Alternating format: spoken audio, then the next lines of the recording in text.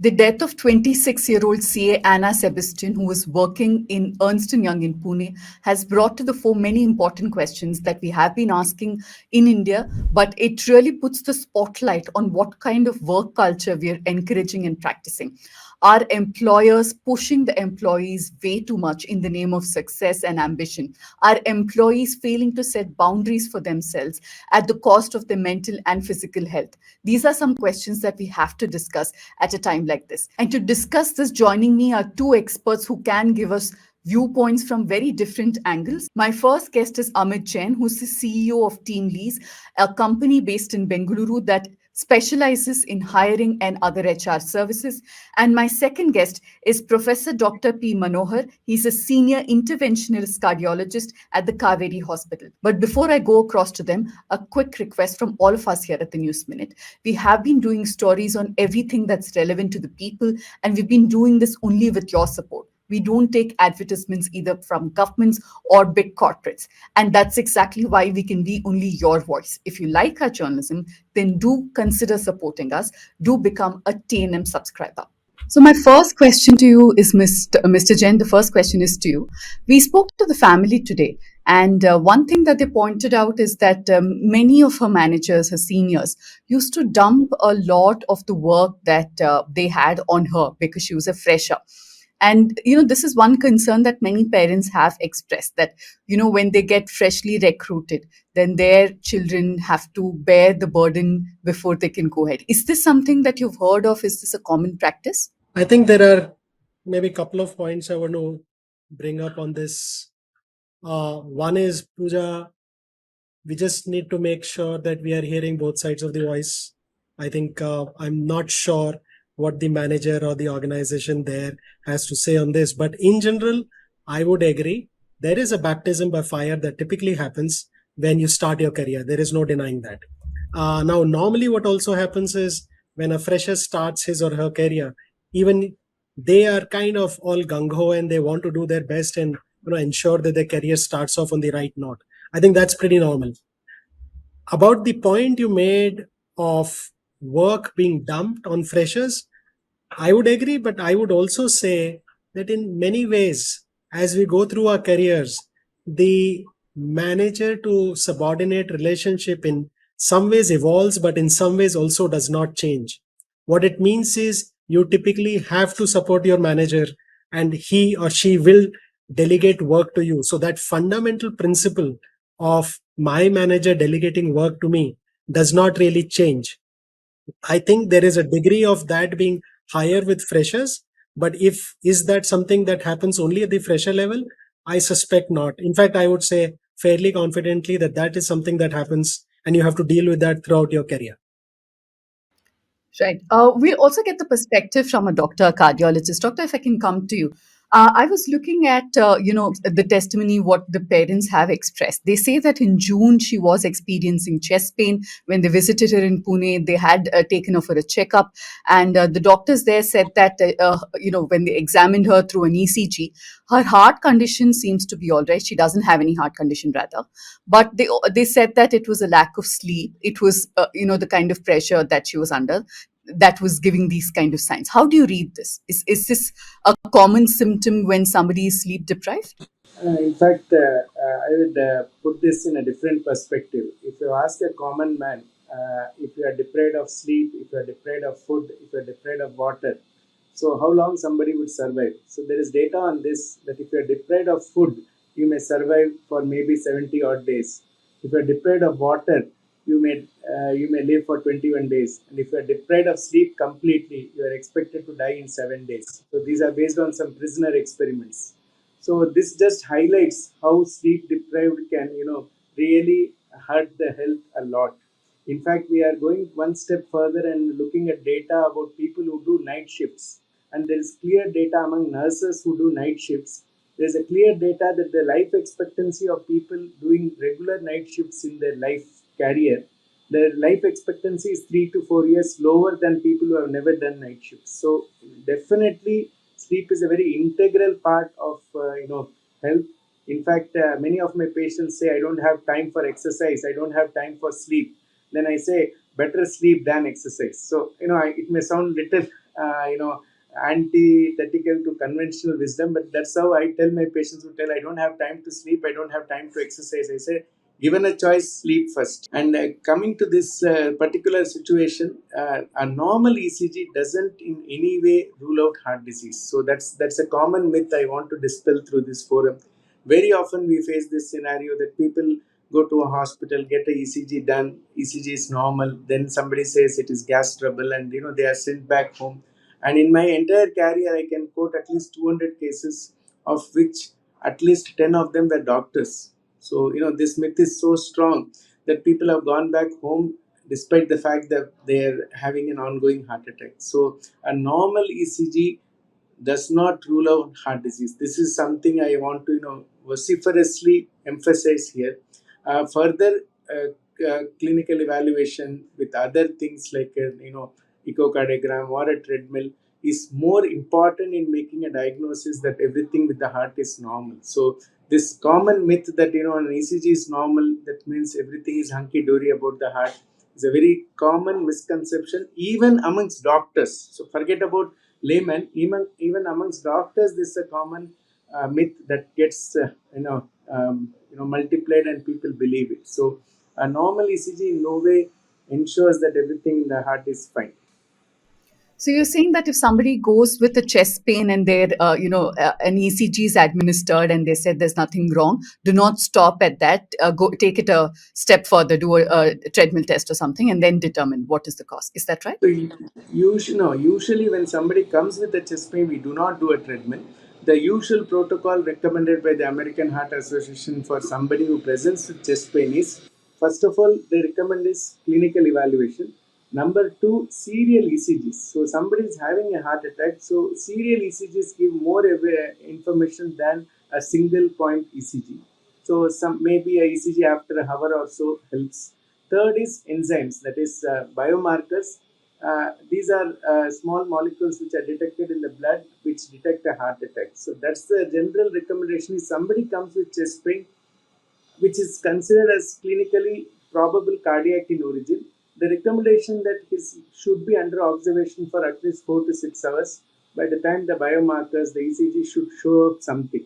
So the general recommendation is, the first thing is a clinical evaluation, and if somebody thinks that this could be probably cardiac in origin, a minimum period of observation of at least 3 to 4 hours is what is recommended by all the international associations related to heart disease.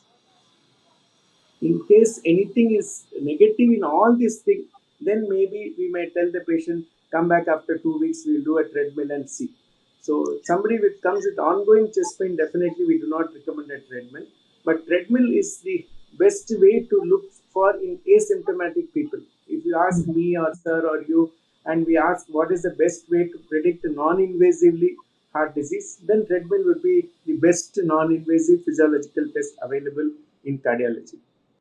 Right. We'll discuss a little more about how we can, identify and possibly correct these issues. But if I can come to you now, Mr. Jain, uh, I'm not trying to single out EY, which in this case, she was working in, but the entire culture where on one side we have giants like Narayan Murthy, who millions of Indians look up to, endure 70-hour weekdays. But going by what the family of this young woman is saying, they were clearly doing a lot more than that. So is there a concern that young people are not allowed to complain? Young people are not allowed to say, "But I am tired. I want to sleep," when work comes their way, because it is somehow perceived as you're not serious about your career, you're not serious about your ambition and growth. Is that a concern? There are definitely pulls and pressures between the employer and the employee. There is no doubt about that. And ultimately, the employer is paying because he expects productivity from the employees. So that debate or tension is kind of always there. Having said that, I would also say that there are a couple of things here. One is, it is also within the control of the employee to be able to work on their productivity skills, to be able to learn how to manage expectations, how to manage stakeholders and get better at it, and hence manage the pressure or the work expectation that comes from the employer. The other thing is, employers also remember today typically that there is a war out there for talent. You can ask the employees to stretch on weekends, evenings, in phases or in short bursts. But if you're going to ask them to do that on a sustained basis, chances are your brand as an employer is going to suffer. It's going to result in lower productivity, higher attrition, and ultimately reduced ability to attract fresh talent.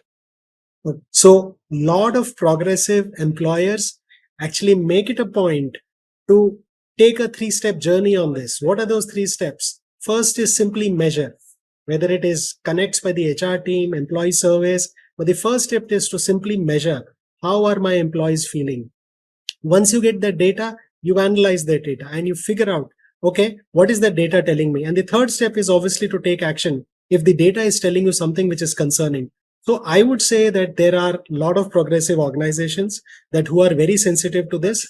Of course, the challenge for both sides, employers and freshers or experienced employees, is to strike the right balance. When the balance goes out of sync on a sustained basis, that is when problems happen. Employees typically are more than willing to stretch on in short bursts, but usually resist when that becomes the norm on an ongoing basis. Right. But I want to ask you something additionally. This is not the first time we've heard of such concerns, such complaints, right? In India, particularly. What are the checks and balances? What are the measures that have been put in place that, even if it's not such an extreme, that on a daily basis, the mental health of your employees are not deteriorating, and also there is some semblance of work-life balance. So, like I said, the first step is absolutely you've got to put in place steps to measure how your employees are feeling. And employee surveys, exit interviews, HR connects by the HR function with the employees is super important. Those data points typically tell you what is happening. Skip level conversations, a conversation between the second level manager and the employee, or maybe as a team, is a great way to find out if the manager is managing the team well. So these are some of the easiest or the standard ways to get data around how the employees are feeling, how are they finding the work life balance, are they getting overstretched or overstressed. What can employers do to fix if they find issues? I think there are a bunch of areas there, right? One is, what is the kind of work culture that the company has? What are the kind of mechanisms around mental wellness and rewards and recognition that the employers have put in place? We also fundamentally know from a lot of research that when I am enjoying my work, work does not feel like work.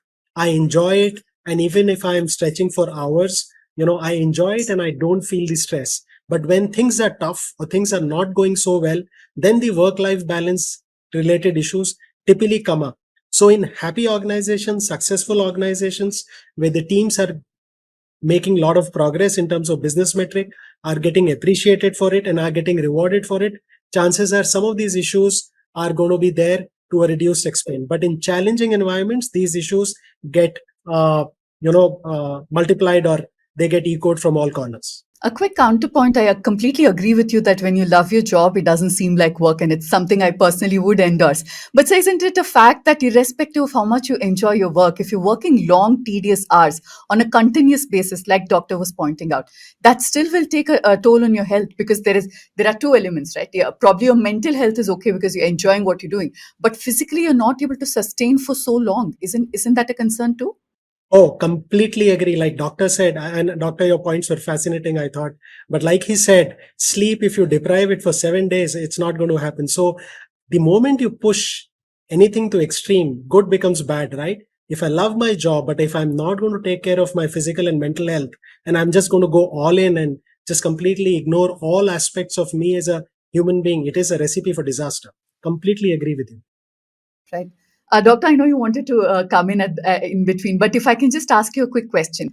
We saw her family also say that the cause that the hospital told her was told about the cause of her death rather. One was acid reflux, one was sleep deprivation and stress. All of these point to a hostile, difficult work environment. All of them emerging possibly from stress again. What are the other indicators that we can look at to make sure that you kind of zoom out, take a step back, and recalibrate your situation for young people particularly.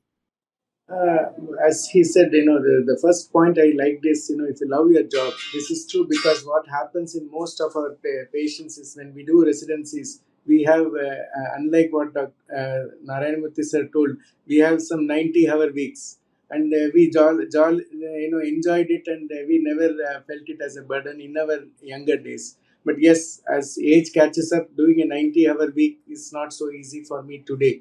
Those things stay together. But coming back to your specific question of what are the indicators, the first indicator is small things like, patients having chronic headaches. So many of these people have this sleep deprivation leading to chronic headaches. They having, other symptoms like, palpitations, come kind of, many of them have mood swings, come behavioral changes. Acid peptic disease or acid reflux is probably the commonest manifestation of stress. In fact, I tell many IT professionals who come and consult me for reflux, I say the only way you can manage reflux is change your food habits, and next is change your job. So that is something very key marker of significant stress. So if you go back to understand why stress leads to acid production, you have to go back to, like when we were living in caves, we had only two responses, what we call as a flight or fight or flight response. So in both scenarios you needed a lot of energy. So we were always assuming that if we, run after a rabbit and catch a rabbit, then we have to digest the rabbit. So you need a lot of acid in your stomach. So that was the basis why this hormone, this whole reflexes were developed. Either you run away from the tiger or you run behind a rabbit. So these were the only two responses we had when we were in caves. So this acid production in response to stress is nothing but a manifestation of something, maybe from Neanderthal days, something which is inherent in our body. So if you are having acid in your stomach, that itself means you are facing a huge amount of stress, more than what it is normal for digestion. So we all need acid in our stomach for digestion, but if you have something far more than what is needed, that itself is a key marker that you are under huge stress. That's very interesting. I think it is something we can all take away from. I'll come back to you, Mr. Jain. If I can come to you, the entire world, at least a large part of European countries, are moving to 4-day weekdays and trying to reduce the number of hours. But understandably, for a country like India, we are still looking at how we can make how can we be more productive, more competitive. So in terms of, if we can zoom out and look at how we can make our workplaces less hostile, because rarely do people come and complain, right? You said, there are mechanisms where you can go and complain, but even complaining about long and hard working hours is frowned upon, is seen as a weakness rather than a genuine concern. So from the point of view of companies, what would you tell be it EY or even others in the big four, big five, what would you say to them to make sure that their employees are happy, not just when they're reporting it because they have to, but genuinely find that balance in their lives? I think that's a very important point you brought up. I call it lowering the stigma. And when employers go to work on it, I think almost invariably one of the first things that they need to do is to, and this is actually, frankly, not just about work-life balance, work cultures. This is also about mental health. One of the first things is to encourage a culture where the stigma to talk about these subjects is significantly lowered. And it is when leaders in the organization talk about this, leaders admit their own weak points and failures and what their private struggles are. I think the rest of the organization gets a lot of encouragement to talk about these subjects as well. So, absolutely right. The other point that you made was about European cultures or European companies moving to maybe 4 days work weeks. I think that is probably a bit far from an Indian context, because you have to look at the socio-economic context of every country. Maybe 20 years from now, 1947, you're a developed country, you can talk about it. But I think for now, as we're still a developing country with significant aspirations to get ahead in the world, I think the first step is to simply offer flexible work hours. I mean, if I'm going to be having to commute, let's say in a city like Bombay, with the peak hours every day, that means I'm probably commuting for 3 hours every day. But if my organization allows me to come a bit late, go a bit late, maybe I beat the traffic and I can do that commute in 1.5 hours, that is so much more productivity for me. And maybe I can also then manage my family, school, kids, all of that. So flexible work hours, I think, is the first step. The other is flexibility, even in terms of managing work on an exigency basis. I need to do some work. If the organization says, as long as you do it by tomorrow, we don't care whether you do it in the morning or the night. I think those are great steps to take, and employees almost universally love those things. 4 day work week, I think, a little too much in the distance for now.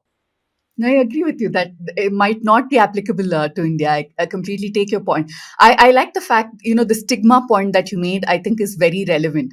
Where we encourage people, encourage a culture where it's okay to admit that you're overworked without having to face repercussions from your manager or your team leader or anybody else, right? Because if you're already complaining, then you might miss out on that promotion because, you might not put in extra hours. In view of that, now would you think it's important that industry leaders, people who are looked up by so many people, come out and say that, hey, look, it doesn't mean that you're less ambitious or talented. There is a line that nobody should cross. It doesn't matter if you're 20, if you're 40 or 60. Everybody handles stress and work differently. So do you think this is a good time to kind of call upon people in the industry to come and make that statement publicly? It's a good time. Whether it's a specially unique time, I'm not sure, because these events or these unfortunate incidents have happened earlier. Unfortunately, I guess we will see more of those with time. So any time is always a good time to talk about these kind of points. And like you said, unless the leaders come forward and start to talk about it a lot, lower the stigma, welcome organizations and employees to talk more about it, this is not going on. Doctor, if I can ask you, and it's a very practical question I'm asking you. It is right that you should stop when you think that you're pushing your boundary. But many youngsters, because of their situation or just the fact that they want to excel, might not be able to draw that line for themselves and, in their workplaces. In such cases, what are the tips you can possibly give to help them manage stress a little better? What are those small lifestyle changes that they can make that can kind of help them deal with physical ailments better? See, I always tell my patients and my many my colleagues also that none of us are going to qualify for the Olympics. So I tell all of them that we should never exceed 75% of what we consider is our physical capacity. So this is specifically relevant to young people who go to the gym and they have events after coming from the gym. So this is very important because if we know that if we never go beyond 75% of what we consider is our physical capacity, these kind of events can be always avoided. So this is something I religiously preach to my colleagues, my patients, sometimes even relatives of my patients, that we should know our own borders or limits. So if I can do 100 push-ups in a particular period of time, I stop at 75 push-ups. If I can jog for so many kilometers, I do just 75% of what I think is my maximal capacity. So that's the first one number that I always share with my patients. Second is look at signs. Say, for example, if my friend is not doing well, I should be the first person to pick it up. So signs of depression, signs of change in behavior. I personally feel if you have a good genuine social network, I'm not talking about our Instagram and Facebook networks, I'm talking about a genuine social connect. People in your family will be the first persons who should detect problems. So I always feel a good family support, a good friends network always picks up a problem before it becomes, it goes over the brim. So your family can detect the fact that you are depressed even before any psychiatrist can detect. So I believe a strong family and strong effort to limit physical strain to 75% of capacity is something which I think will go a great extent in avoiding these kind of things, and taking medical help without any hesitation. For example, he mentioned about stigma. This is a very important thing. People feel if they seek help, it is a stigma. So it is something I feel very upset that many people think that going for counseling, going for psychology sessions, or going to the is a big stigma in society. People feel, in fact, I jokingly tell that people feel it is more difficult to accept that they are stressed. It is more difficult than going on stage and saying I'm important. The stigma is for people is so much that they would rather avoid accepting, because that is more stigmatized today in society. So that is something I strongly feel, if, as you mentioned, people in the industry, when they come out and say that some film star or even people in the industry, when they say I went through a lot of depression and all, I feel very happy that at least people are coming, people, successful people, come and say, share their stories, that they all went through this and came out with the help of, say, family support, social net, this thing, as well as by counseling and all. It makes a huge impact. I strongly feel that social support prevents, detects, and treats all these scenarios faster than any medical person can do it. Right. Mr. Jain, I know that the example is a little extreme, but I'm looking at a Chinese sweatshop where the culture of excelling at any cost. Is that something that we are scarily getting close to in India? We are a developing country. We have a huge workforce, because of which many companies are moving to India, and the hope is that we attract much more investment, therefore more jobs. But are we somewhere as a culture losing semblance, losing sight of what it is that is important, for us? I do think there is a spectrum there, Pooja. There are, India is a country with a huge population, and you have a mix. You definitely have a large set of both youngsters and experienced folks who are very ambitious, who want the best for themselves in their lives. I think that is definitely there, no doubt about it. And there is a lot of set of people for that whom that is getting worse. I would, however, also say that as we become better socio-economically, and as the new generation, the Gen Z, comes into the workforce, and they come from much stronger backgrounds economically, a lot of them are also saying, okay, work is not the only thing in my life. I'm going to be doing gig stints. I'm going to be trying out multiple kind of careers in my lifetime. I'm going to also take care of my hobby. So I think you see a mix, but I would definitely say a larger majority is definitely getting more ambitious and are setting higher standards for themselves. There is peer pressure that is kicking in, and obviously that is resulting in a lot of pressure that they are building or bringing them back on themselves. At the time of hiring, I want to understand from you: do these, new people who are for the first time perhaps entering such organizations, are they aware on a usual basis of what kind of a life awaits them? What are the number of hours that you'll have to put in? Are they prepped before they take up these jobs?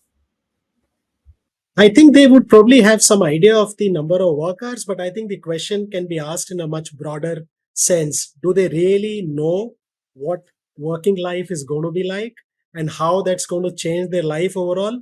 I doubt it. I think I can speak for myself. When I started working, I had no clue. Just having worked in a college or a school for many years was absolutely not reflective of how life was going to be at the office, because at school or college, a lot of your work is independent work. But the moment you come and work in offices and hospitals, you have to work as part of teams. Inter-team dynamics, intra-team dynamics become super important.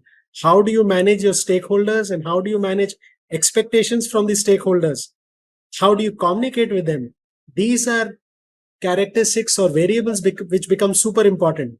And I think almost all freshers, in spite of whatever guidance and coaching they have gone through, before the first day that they actually step into office, the real learning only happens when they jump into the ocean.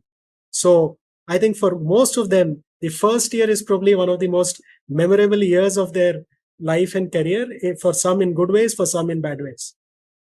So, in that case, do you think a sort of counseling for freshers would make sense, so that they know what they're signing up for? Realistic I one, think not an orientation where there's shown the moon and the star, and then eventually it's something completely different. I think it would definitely help, but I think a good thing that is already happening in the country is lot of colleges and industries are working together to have longer training sessions or industry familiarization sessions for freshers before they actually start working. So, in a lot of engineering colleges today, the last 6 months is when you actually work with an employer as a trainee. So those month long or week long or 5 month long training courses actually do far more to give you a real sense of what work life is going to be than any amount of counseling then that can possibly do. And I think more such kind of apprentice sessions, if I can call it that, can happen with the real industry bodies or hospitals in the case of doctors. I think that's when you get the real feel, and the surprise is to that extent reduced. Doctor, I want to ask you if stress is usually romanticized. Everybody loves talking about how stressed they are, but there is a real problem underneath. But in this bit to say, "Oh my God, my life is so stressful," somewhere that is taken as a norm first, and then romanticized that if you're stressed, that means that you're doing well in life. Is that something you see in many of your patients? No, no, I tell my patients categorically. In fact, many of them, who are educated, I share with them a Lancet article which clearly says that stress of any kind, financial, social, any kind, increases your risk of dying by 2.5 times. So I then compare it with smoking, and I say that smoking increases your risk by 3 times. So I always use this analogy to tell people. So I never allow the concept of romanticizing stress. I tell the other way. If you are stressed out, means you are not able to manage your job. Like just he mentioned, maybe you are in the wrong job. That's what I tell my patients. I never romanticize stress. I always tell them that either you don't love the job, that's why you are getting stressed at, or you are not competent to manage that job. That's how I put it across to patients. I always, if somebody says that stress is there in my job, then I tell you are in the wrong job. You are not competent for that. Either you change your work hours, you change it to flexible things, do something. But I never as a point romanticize stress, because even in doctors I've asked many people to change their nature of practice, because doctors, different specialties have different kinds of stress. For example, a lady who cannot handle constant stress would do it be very tough to be an obstetrician. So just comparison. Similarly, for a cardiologist or a neurosurgeon or stuff like that, where your decisions may affect lives of people. So I always feel that if you are not able to handle that stress, maybe it is not correct for you to choose that stream. That's how I put it across to most of my medical colleagues. I never make them feel proud that they are stressed. It is nothing to be gung ho about saying I'm stressed. For example, Yeah. an ER physician is somebody who should handle stress daily, and he should be comfortable with it. Otherwise, he should not be an ER physician. Making that right choice is also important. And that's a question I want to ask Mr. Jain. How much real counseling happens in India, where there is an aptitude test, where there is counseling before you choose your field, so you know that you have what it takes to, kind of excel in that field? Does it really happen in India? By and large, not, but I do think there is, we're getting better at this. There are more organizations which offer such kind of career counseling. And I think, for India One, as it is sometimes called, the premium or the economically advantaged and the educated class is starting to encourage their kids to go through these kind of exercises, which help them. I mean, for example, my own son went through this, and I think it really helped him. But these kind of courses actually help them understand what are the thousands of different career options that are out there, and what would work, picking up any of those career options would look like from a daily and a years long work life. So I think that's definitely starting to happen. Is that mass? Absolutely not. It is still a niche phenomena. Hopefully, as time goes by, it only becomes a wider and wider uh, tool for freshers to decide what kind of jobs they want to get into. And I think obviously the advantage of having social media channels, YouTube, etc., where experts and pundits kind of share their own points of view, I think is definitely also helpful. So I think it's getting better compared to what it was 20 years back, where you had nobody to guide you besides your father and maybe a couple of uncles. I think it is the set of pundits and experts who can advise you is much wider today. So it's getting better, but we still have a long way to go. And how much of the labor laws do companies stick to? How often do companies make employees work for much more than 9 hours or 10 hours a day? Because in this case, apparently, she confided in her mother every now and then that her manager would force her to work at night. Why don't you go back home and then work for a few more hours after that, for 3 hours, 4 hours? That's why she started getting sleep deprived. And of course, the big U word that all corporates are scared of, right? Unionization. So, since there isn't active unionization of corporate employees, are they even aware of what rights they have as employees? So, assuming we're talking largely of the white collar world, most of these work practices originate more through softer cultural aspects rather than strict rules. So, while there may be a 9 hours with a half an hour lunch thrown in, but let's be honest, most organizations, most employees understand that ultimately there is a particular work culture to each company, and most employees try and adapt to that. And these cultures do vary significantly from organization to organization. So, I think while the labor laws may say a certain number of hours, I think it's safe to assume that most private organizations and startups and listed companies typically would actually see their employees clocking in more hours than what is the bare minimum that is kind of defined in our labor laws. And to be honest, I mean, I think uh, there is kind of freedom provided also to the organizations where on a day-to-day level there is not as much interference, and each employer and each organization is left to itself to define what are the actual rules of the game. So I think that's the answer from my side. But isn't that, I know that it's probably difficult for you to answer this, but isn't that problematic? Because obviously the employer wants to get as much as possible from the employee. And in a market like India, there's no dearth of, young people coming in, educated talent. So it's a very competitive market in that sense. So if one batch cannot handle the stress and they go, you bring in a fresh batch every year.